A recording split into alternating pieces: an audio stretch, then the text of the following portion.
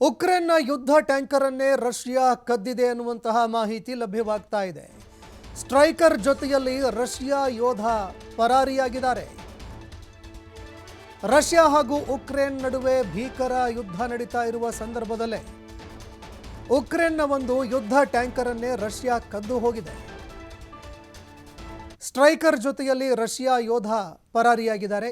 Tanker ಬಿಡಿಸಿಕೊಳ್ಳೋದಕ್ಕೆ ಉಕ್ರೇನ್ನ ಚಾಲಕ ತುಂಬ ಪ್ರಯತ್ನ ಪಟ್ಟರು.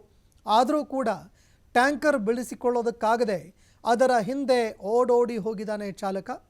ಆದರೆ ಟ್ಯಾಂಕರ್ ಸಮೇತವಾಗಿ ರಷ್ಯಾದ ಓರ್ವ ಯೋಧ ಅಲ್ಲಿಂದ ಪರಾರಿಯಾಗಿದ್ದಾರೆ.